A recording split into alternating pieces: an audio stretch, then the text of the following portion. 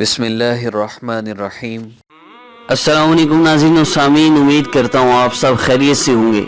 آپ دیکھ رہے ہیں اسلامک ہب آفیشل اور میں ہوں کاشف محمود۔ ناظرین و سامعین، اگر آپ نے ابھی تک ہمارا channel Islamic hub official subscribe نہیں فرمایا تو جو آپ ویڈیو دیکھ رہے ہیں اس کے نیچے ریڈ کلر کا بٹن ہے سبسکرائب بٹن، آپ اس کو پریس فرما لیں۔ ہمارے وظائف کی خاص اجازت صرف چینل کو سبسکرائب کرنے والوں کے لیے ہے۔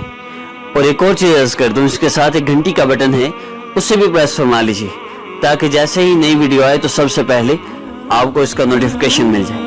معزز سامعین، ہمارا آج کا عمل ہر دعا کی قبولیت کے لیے ہے۔ اللہ رب العزت سے اس عمل کو کر کے آپ جو دعا کریں گے انشاءاللہ قبول ہوگی۔ آپ اس کو کسی بھی حاجت کے لیے کر سکتے ہیں، کسی بھی خواہش کے لیے، جائز مراد کے لیے، کسی بھی مقصد کے لیے، شوہر کی محبت حاصل کرنا چاہیں، کاروبار میں ترقی حاصل کرنا چاہیں، کوئی بھی آپ کا مسئلہ ہے جس کو حل کروانا چاہتے ہوں تو اس کے لیے آپ ایک تسبیح ہے، صرف 100 مرتبہ آپ نے اس عمل کو کرنا ہے، اور انشاءاللہ اس عمل کی برکت سے اللہ رب العزت آپ کی دعا کو قبول فرمائیں گے۔ اور میں اس میں ایک چیز کلیئر کرتا چلوں، بعض لوگوں نے کمنٹ کیا، فرما رہے تھے کہ نبی علیہ السلام نے تو کبھی کسی کو وظیفہ نہیں بتایا، تو ان کا شاید مطالعہ نہیں ہے۔ نبی علیہ السلام کے پاس صحابہ آتے، صحابیات کے متعلق حدیث میں آیا ہے، وہ آ کے فرمایا کرتی کہ اللہ کے نبی میں بوڑھی ہو گئی ہوں، ایک صحابیہ عرض کرنے لگی میں بوڑھی ہو گئی ہوں، مجھے کوئی ایسا عمل بتائیے جس کو میں اس حالت میں کرتی رہوں۔ تو نبی علیہ السلام نے فرمایا تم 10 مرتبہ اللہ اکبر پڑھا کرو، 10 مرتبہ سبحان اللہ پڑھا کرو، 10 مرتبہ لا الہ الا اللہ پڑھا کرو، اور پھر 10 مرتبہ اللہم اغفر لی پڑھا کرو۔ اس کے بعد اللہ رب العزت سے جو چاہے دعا کرو۔ ایک روایت میں یہ بھی ہے سبحان اللہ الحمدللہ اللہ اکبر، اس کے متعلق ہے، اس کو پڑھ کر اللہ رب العزت سے جو دعا کرو گے قبول ہوگی۔ اب یہ احادیث میں روایات ہیں، اور اسی طرح ایک حدیث پاک میں ہے جو اللہ رب العزت کے اسماء مبارکہ کو پڑھے گا اور اس کے بعد جو دعا کرے گا اللہ قبول فرمائیں گے۔ اب یہ وظائف احادیث سے بھی ہیں، اور جو اللہ کے نیک بندے ہیں، آپ کس سے کہتے ہیں مجھے یہ مسئلہ ہے، وہ کہتے ہیں جی آپ اس سے غفار کریں، وہ کہتے ہیں آپ اللہ کا یہ مبارک نام پڑھیں۔ اللہ رب العزت اس نیک بندے کے کہنے کی وجہ سے، جب نیک بندہ، اللہ کے نیک بندے، ایک حدیث میں یہ بھی آتا ہے کہ جب اللہ کے نیک بندے صحابہ میں سے بھی ہیں، اور صحابہ میں سے بعض صحابہ کے متعلق نبی علیہ السلام نے فرمایا کہ میرے صحابہ میں سے کچھ ایسے ہیں کہ جب اللہ رب العزت پر وہ قسم اٹھا دیں تو اللہ ان کی قسم کو ضرور پورا کرتے ہیں۔ اسی طرح جب اللہ کے نیک بندے کبھی اللہ رب العزت کی ذات بابرکت اور اللہ رب العزت کا مبارک نام کسی کو دے کر کہہ دیں کہ آپ اس میں مبارک کو پڑھیں، اللہ رب العزت آپ کے مسائل کو حل فرما دیں گے، تو اس میں کم از کم یہ اعتراض نہیں ہونا چاہیے کہ یہ حدیث میں کہاں لکھا ہے۔ یہ نہیں کہا جا رہا کہ کوئی اس اسم مبارک کو نہیں پڑھے گا اس کا مسئلہ حل نہیں ہوگا، وہ پریشان ہی رہے گا، ایسا کبھی نہیں کہا جا رہا۔ اور خاص طور پہ میرے وظائف کا بیسک مقصد ہی صرف اللہ رب العزت سے مانگنا ہے۔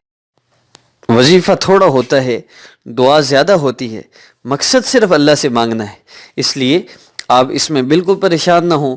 میں اس لیے یہ کلیئر کر رہا ہوں، بہت سے لوگوں کو اشکال ہوگا، کمنٹ پڑھ کے بھی ویسے بھی اشکال ہوتا ہوگا کہ یہ وظائف کہاں ہیں جہاں سے ہمیں دیے جا رہے ہیں۔ تو میں سمپلی یہ عرض کروں گا، اللہ رب العزت کا نام پکارنا 70 مرتبہ میں اکثر کہتا ہوں یہ کثرت کی وجہ سے ہے، ورنہ آپ ساری رات اللہ رب العزت سے مانگیں، کوئی پابندی نہیں ہے۔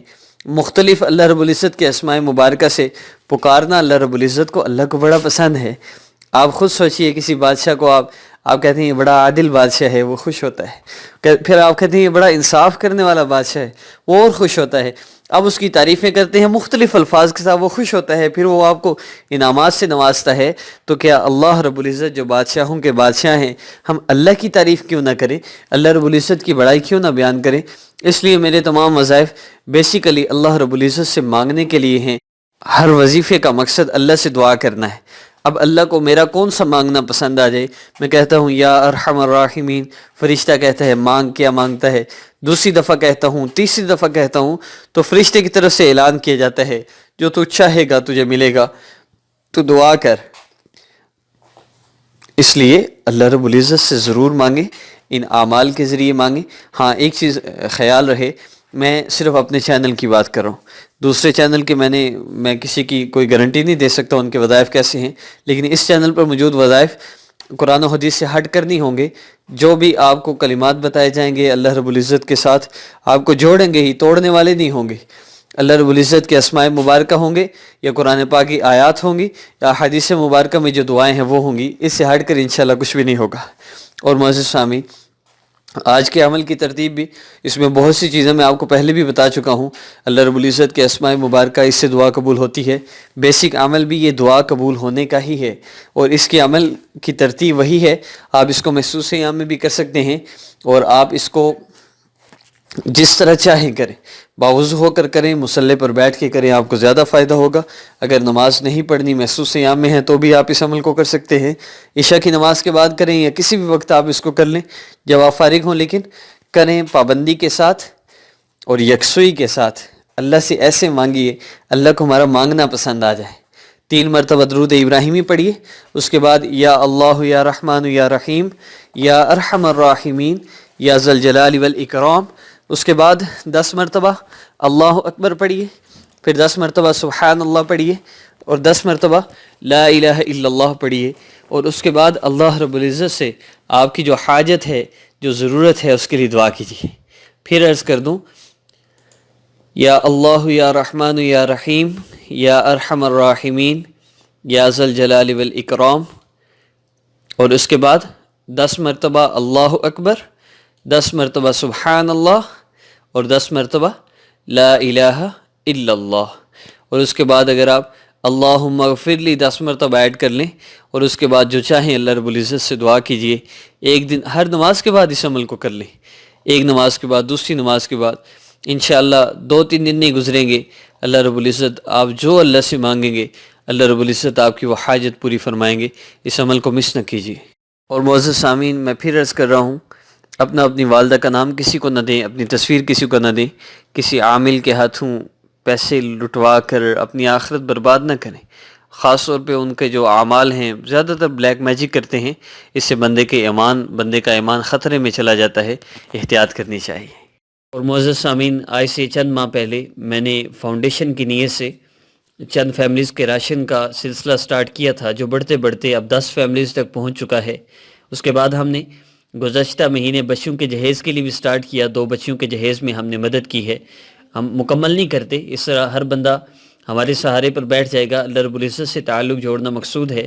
ہم اس میں کچھ نہ کچھ ہیلپ کر دیتے ہیں، اور اپنے گھر حاصل کرنے کے جن لوگوں کے پاس گھر نہیں ہوتا وہ کچھ نہ کچھ جمع کرتے رہتے ہیں، ان کے ساتھ اس گھر کی فراہمی میں ہم مدد کر دیتے ہیں. یہ 3 پروجیکٹ ہم نے سٹارٹ کیے تھے. ابھی ہم نے مزید ایک پروجیکٹ سٹارٹ کیا ہے.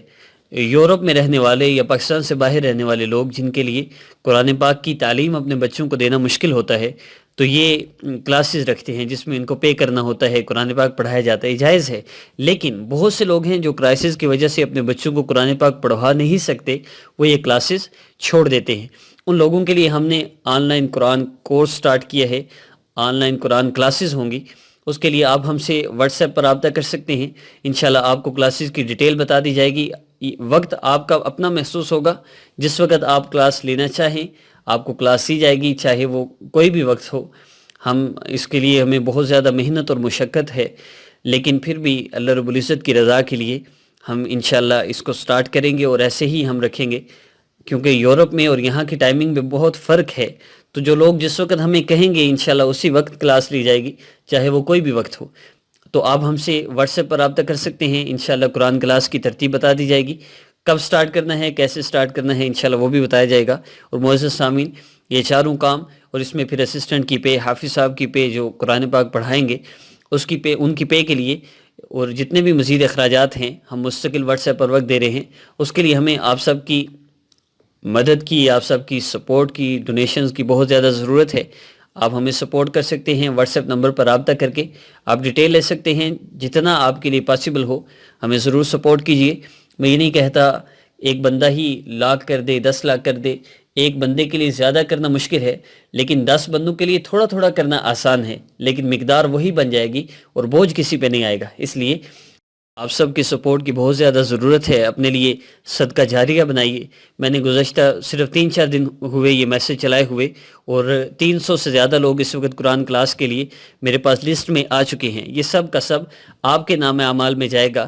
آپ ہمیں سپورٹ کیجیے. انشاءاللہ نیکسٹ ویڈیو میں ملاقات ہوگی. السلام علیکم ورحمۃ اللہ.